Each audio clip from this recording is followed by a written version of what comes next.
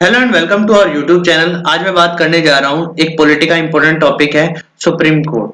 अभी जेसी का एग्जाम है, सुप्रीम कोर्ट जेसी का एग्जाम है, तो उसके लिए ये इंपॉर्टेंट टॉपिक कराया जा रहा है। तो अभी सुप्रीम कोर्ट है, उसके बाद हाई कोर्ट, फिर सबऑर्डिनेट कोर्ट, या फिर सुप्रीम कोर्ट और हाई कोर्ट और सबऑर्डिनेट कोर्ट एक साथ आएगा वीडियो के अंदर। तो उम्मीद करता हूँ इस वीडियो को देख कर जाएंगे आप एग्जाम से पहले। तो बात करते हैं सबसे पहले इंडियन जुडिशरी के बारे में। तो देखिए, इसमें तीन टाइप के कोर्ट है: supreme court, high court and subordinate court, या इसे कह सकते हैं लोअर कोर्ट।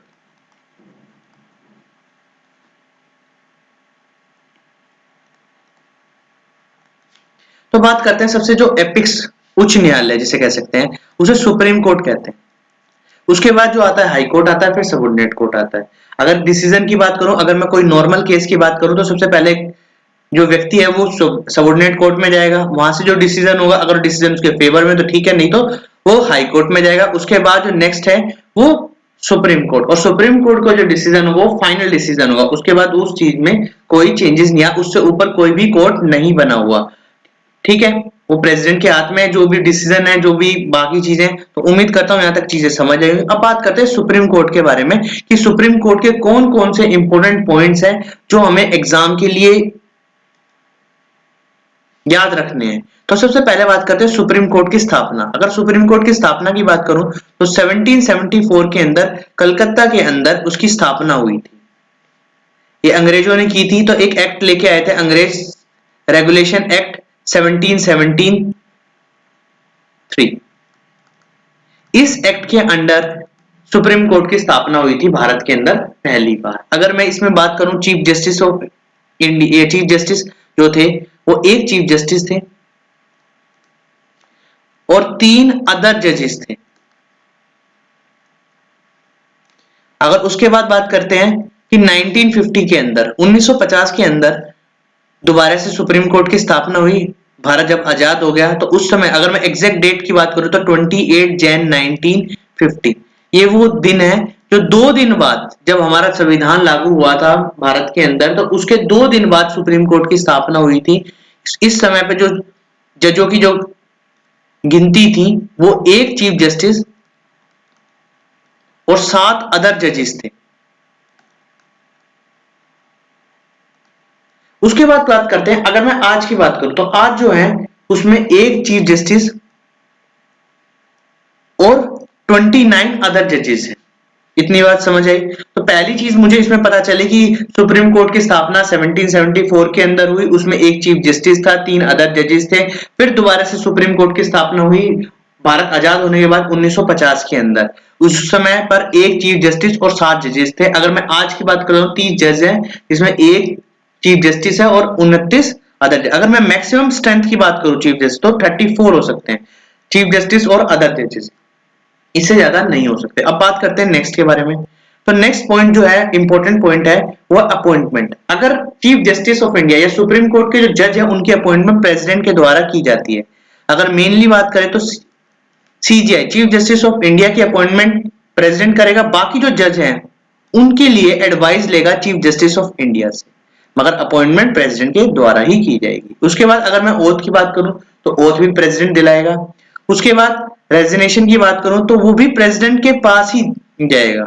अगर कोई भी जज या कोई भी चीफ जस्टिस या व्यक्ति, कोई भी जो सुप्रीम कोर्ट में है, अगर जज वो चाहते हैं कि वो रेजिग्नेशन देना चाहें, तो वो किससे देंगे?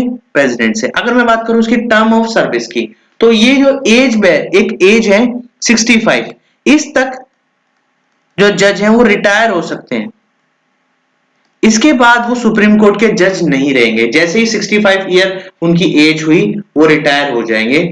तो इसलिए इस चीज पर ध्यान रखना, इसमें मिनिमम एज कोई भी नहीं है, मैक्सिमम एज 65। अब बात करते हैं नेक्स्ट के बारे में। नेक्स्ट इंपॉर्टेंट पॉइंट है eligibility criteria for supreme court. अगर किसी व्यक्ति को सुप्रीम कोर्ट जज बनना है, तो उसके लिए ये एलिजिबिलिटी होनी जरूरी है। तो एलिजिबिलिटी क्या क्या है? सबसे पहले बात करते हैं कि वो भारत का सिटीजन होना चाहिए। उसके बाद दूसरा जो है, उसकी जो एज है वो 65 ईयर से कम होनी चाहिए। अभी मैंने बताया जो टर्म ऑफ ऑफिस 65 ईयर तक होना चाहिए। जैसे ही 65 एज हुई, वो वैसे ही सुप्रीम कोर्ट जज जो है वो रिटायर हो जाएंगे। उसके बाद वो कहीं पर भी भारत में प्रैक्टिस नहीं कर सकते। अगर बात करें एक एलिजिबिलिटी हो रहा है, इन दोनों में से एक होनी जरूरी है। वो क्या क्या है? अगर मिनिमम 5 साल का एक्सपीरियंस होना चाहिए हाई कोर्ट जज का। अगर किसी व्यक्ति के पास 5 साल का एक्सपीरियंस है तो वो सुप्रीम कोर्ट जज के लिए एलिजिबल है, या फिर कह सकते हैं उसके पास 10 साल प्रैक्टिस की हो उसने as a advocate high court के अंदर, वो भी व्यक्ति क्या है, सुप्रीम कोर्ट जज के लिए एलिजिबल है। तो बात समझ आई? पहली चीजें बोली है कि सिटीजन ऑफ इंडिया होना चाहिए, दूसरी चीज बोली है कि जो एज है वो 65 ईयर से कम होनी चाहिए, तीसरी चीज जो है मिनिमम 5 ईयर एक्सपीरियंस या 10 ईयर एक्सपीरियंस होना चाहिए उस व्यक्ति को हाई कोर्ट जज के रूप में या फिर एडवोकेट के रूप में, वही एलिजिबल होगा सुप्रीम कोर्ट जज के लिए। उम्मीद करता हूं यहां तक चीजें समझ आएंगी। अब बात करते हैं नेक्स्ट के बारे में। नेक्स्ट क्या है, हमें कुछ जजों के नाम याद रखने हैं, बहुत ज्यादा इंपॉर्टेंट है। अगर मैं बात करूं कि पहले फर्स्ट जज की बात करें तो फर्स्ट जज देखिए सुप्रीम कोर्ट 1774 के अंदर स्थापित हुआ था, तो उस समय भी एक चीफ जस्टिस भारत के अंदर बनाए गए थे, तो वो क्या थे, अंग्रेजों के द्वारा सर एलिजा एमपी, तो इनको चीफ जस्टिस बनाया गया था। अगर मैं बात करूं भारत की आजादी के बाद या क्वेश्चन में अगर ये पूछा जाए कि first chief justice of India, तो उसके अंदर जो आएगा वो आएगा एच.जे. कानिया। उम्मीद करता हूं यहां तक समझ आएगा। अब बात करते हैं नेक्स्ट के बारे में। नेक्स्ट क्या है, शॉर्टेस्ट सर्विंग चीफ जस्टिस की, थोड़े से समय के लिए, कह सकते हैं 17 डेज के लिए, 17 डेज के लिए एक चीफ जस्टिस बने थे जिनका नाम हमें याद रखना है, कमल नारायण सिंह। अगर मैं बात करूं लॉन्गेस्ट, अगर शॉर्टेस्ट ये है तो लॉन्गेस्ट कौन है, वाई वी चंद्रचूड़। तो इसमें ध्यान रखना ये 7 ईयर से ज्यादा चीफ जस्टिस रह चुके हैं भारत के अंदर। अगर बात करें फर्स्ट फीमेल की, तो फर्स्ट फीमेल जज कौन थी, देखिए फर्स्ट वुमेन जज भी यही थी और सुप्रीम कोर्ट की जज भी यही। अभी तक चीफ जस्टिस नहीं बनी है कोई भी, चीफ जस्टिस जो बनेंगी वो 2027 के अंदर है, जो अभी लाइन में है। तो इसलिए बोला है कि अगर बात करें फर्स्ट जज की, वुमेन जज की, तो वो फातिमा बीबी जो इस समय पर बनी थी। देखिए डेट याद रखने की जरूरत नहीं है, सिर्फ इतना याद रखना है कौन है।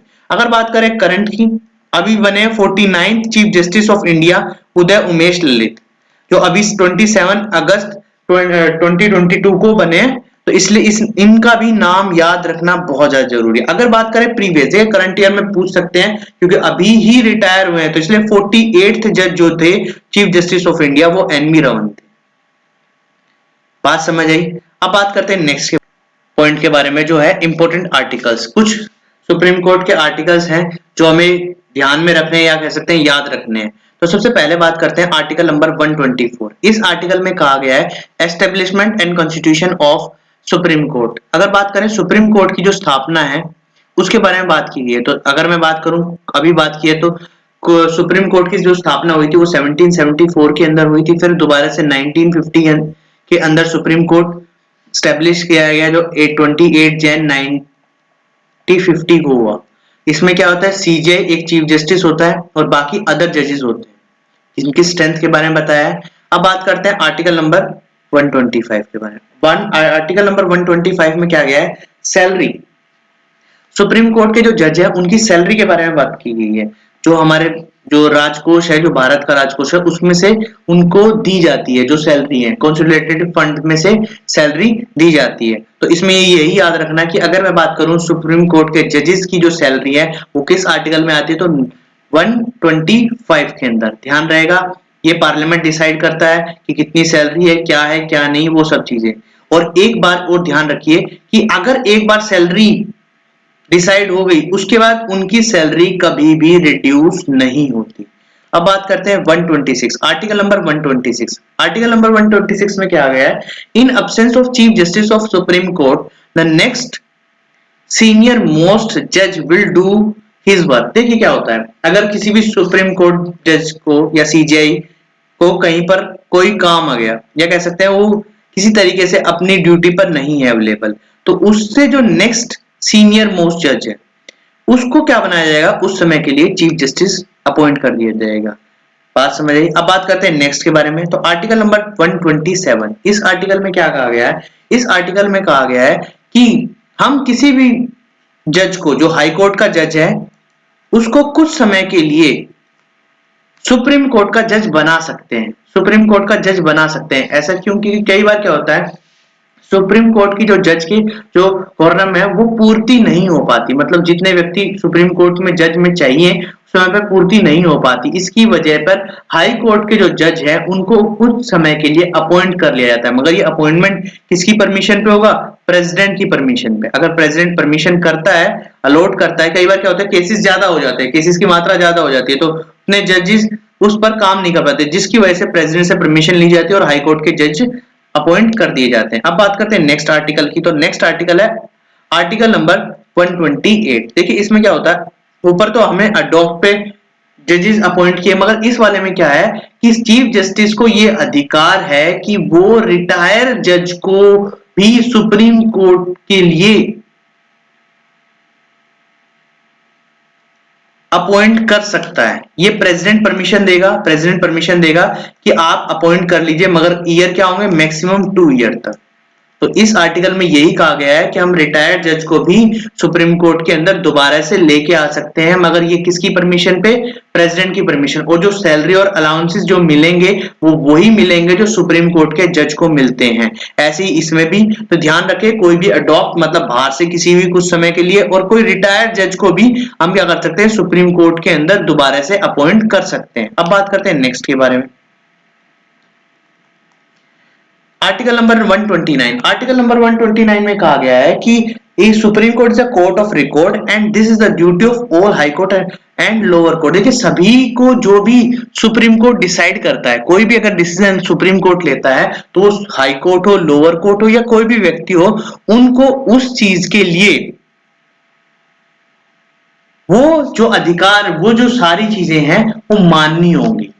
अगर कोई भी डिसीजन सुप्रीम कोर्ट लेता है तो वो सारे के सारे डिसीजन जो है हाई कोर्ट सुप्रीम कोर्ट को मानने होंगे या कोई भी व्यक्ति को मानने होंगे। अगर कोई भी व्यक्ति उनके नियमों को या निर्णय को नहीं मानता तो उसको 6 साल की सजा या कुछ जुर्माना देना होगा, या दोनों भी हो सकते हैं। अगली बात करते हैं आर्टिकल नंबर 130। तो 130 में क्या कहा गया है कि सुप्रीम कोर्ट जो है वो नेशनल कैपिटल के और प्रेसिडेंट के हाउस के नियर होना चाहिए। ऐसा क्यों? क्योंकि प्रेसिडेंट के हाउस, क्योंकि प्रेसिडेंट को क्या होता है कई बार जरूरत पड़ जाती है एडवाइस की, तो वो क्या करेगा? सीजीआई को बुला सकता है। तो अब ये थोड़ी है अगर वो दूसरी स्टेट में, अब जहां पे प्रेसिडेंट हाउस है उसके नियर बाय होना चाहिए, और नेशनल कैपिटल में जो भी सारे के सारे जो काम होते हैं इंपॉर्टेंट वो नेशनल कैपिटल में होते हैं। पहले जो था सुप्रीम कोर्ट कोलकाता में था, मगर उसके बाद ट्रांसफर किसमें किया गया? दिल्ली में। पहले कोलकाता जो थी वो कैपिटल बनाई, तो मगर जैसी ही ट्रांसफर हुई तो इसी वजह पर इस तरीके ये इस आर्टिकल में कहा गया, आर्टिकल नंबर 130 के अंदर, कि सुप्रीम कोर्ट हमेशा नेशनल कैपिटल या फिर प्रेसिडेंट हाउस के नियर होना चाहिए।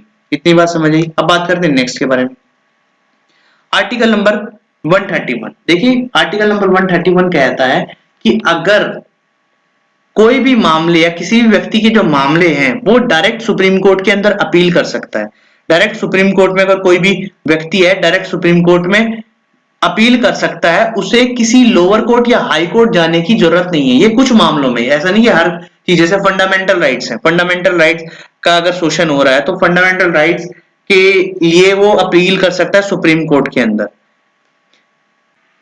अब बात करते हैं नेक्स्ट के बारे में 132। तो इसमें क्या होता है कि इसके अंदर क्या है, जो कोई कॉन्स्टिट्यूशनल केसेस हैं, जैसे कोई ऐसे केसेस है फंडामेंटल या कोई भी इंपॉर्टेंट जो केसेस हैं उसके अंदर, या कुछ चीज चेंज करना है कुछ कॉन्स्टिट्यूशन वगैरह में, तो उससे रिलेटेड डायरेक्ट सुप्रीम कोर्ट में अपील कर सकता है। तो वो आर्टिकल नंबर 132 कहता है। वैसे ही अगर कोई भी सिविल मैटर्स हैं उन सब से रिलेटेड भी हम किस में जा सकते हैं? सुप्रीम कोर्ट में जा सकते हैं। वो आर्टिकल नंबर 133 कहता है। अब बात करते हैं नेक्स्ट आर्टिकल की।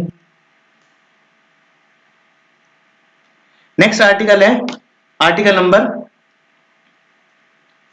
134। आर्टिकल नंबर 134 जैसे उसके अंदर क्या था? सिविल थे, उसके अंदर कॉन्स्टिट्यूशनल थे, इसमें क्रिमिनल मैटर्स से रिलेटेड भी हम क्या कर सकते हैं? कोई भी व्यक्ति अगर कोई क्रिमिनल मैटर है उससे रिलेटेड जो है अपील क्या कर सकता है? सुप्रीम कोर्ट में अपील कर सकता है। उसके बाद आता है आर्टिकल नंबर 136 के बारे में। 136 का जो कोई स्पेशल केस है उसमें से रिलेटेड सुप्रीम कोर्ट में भी जाके अपील कर सकते हैं। नेक्स्ट आता है आर्टिकल नंबर 139A।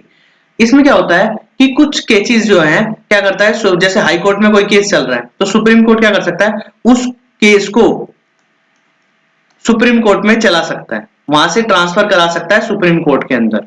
या कोई लोअर कोर्ट में केस चल रहा है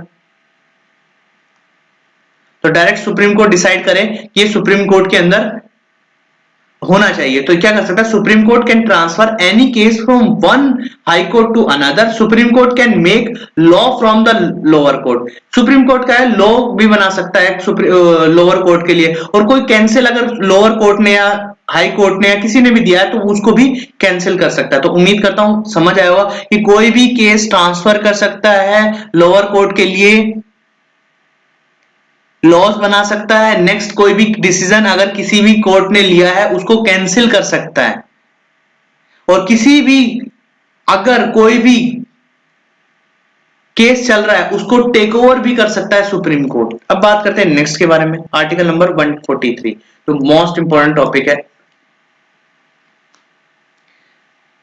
तो इसमें क्या बोला है, इसमें बोला है कि power of president to consult supreme court, कि क्या है कि प्रेसिडेंट के पास ये पावर है कि सुप्रीम कोर्ट में जो जज चल है सीजीआई या कोई भी और जजेस हैं उनसे कंसल्ट कर सकता है कि आज इसमें ये चेंजेस लाने हैं, तो प्रेसिडेंट के पास ये पावर है। तो वो आर्टिकल नंबर 143 के अंडर दी गई है। तो उम्मीद करता हूं यहां तक चीजें समझ आएंगी। अब बात करते हैं नेक्स्ट के बारे में,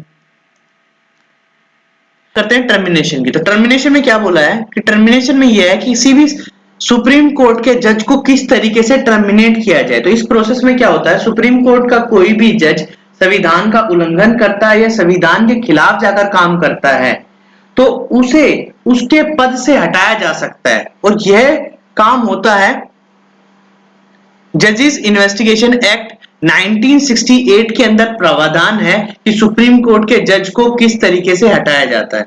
तो सुप्रीम कोर्ट को जज के हटाने का तरीका क्या है कि मिनिमम 100 मेंबर ऑफ लोकसभा या फिर 50 मेंबर ऑफ राज्यसभा एक प्रस्ताव साइन करें और वो प्रेजेंट कर दें लोकसभा स्पीकर या फिर चेयरपर्सन ऑफ राज्यसभा के सामने, और उसके बाद ये डिसाइड करें कि ये इसको स्वीकार करना है या अस्वीकार करना है। अगर अस्वीकार करते हैं तो उस सुप्रीम कोर्ट का जज को टर्मिनेट नहीं किया जाएगा। अगर वो स्वीकार कर लेते हैं कि जो जज है उसने कोई मिस्टेक किया या कुछ भी ऐसी संविधान के खिलाफ गया है, तो उसके बाद एक कमेटी बनती है जिसमें 3 मेंबर होते हैं और कम से कम एक मेंबर या तो सीजीआई होगा या कोई जज होगा सुप्रीम कोर्ट का। उसके बाद वो देखते हैं क्या जज दोषी पाया गया है या नहीं। अगर दोषी पाया जाता है तो उसके बाद फिर दोबारा से क्या होता है, वोटिंग होती है लोकसभा और राज्यसभा में, और यहां पर 2/3 अगर वोट सुप्रीम कोर्ट के जज के खिलाफ आ जाती है तो उसके बाद उस सुप्रीम कोर्ट के जज को टर्मिनेट किया जाता है। तो सबसे पहली प्रोसेस यही है, पहले दोषी पाया जाएगा, दोषी पाने के बाद क्या होगा, मिनिमम 100 मेंबर्स ऑफ लोकसभा या फिर मिनिमम 50 मेंबर्स ऑफ राज्यसभा ये डिसाइड करेंगे, एक प्रस्ताव साइन करेंगे और वो प्रेजेंट करेंगे या तो लोकसभा स्पीकर या चेयरपर्सन ऑफ राज्यसभा के सामने। उसके बाद क्या होगा, अगर वो कहते हैं कि स्वीकार कर लेते हैं कि हाँ ठीक है दोषी है, तो उसके बाद कमेटी बनेगी। कमेटी भी अगर डिसाइड करती है कि ठीक है दोषी पाया गया है, तो उसके बाद वोटिंग होगी लोकसभा और राज्यसभा। अगर वहां से भी 2/3 वोटिंग आ जाती है अगेंस्ट सुप्रीम कोर्ट जज, तो उसके बाद सुप्रीम कोर्ट जज को टर्मिनेट किया जाएगा। तो उम्मीद करता हूं ये टॉपिक समझ आया होगा। इसमें सारे इंपॉर्टेंट पॉइंट करा दिए गए हैं, जो भी मोस्ट इंपॉर्टेंट पॉइंट था वो सारे करा दिए गए हैं। आपको समझ आया होगा। अगर वीडियो पसंद आई है तो चैनल को लाइक करें, शेयर करें एंड सब्सक्राइब करें। Thank you.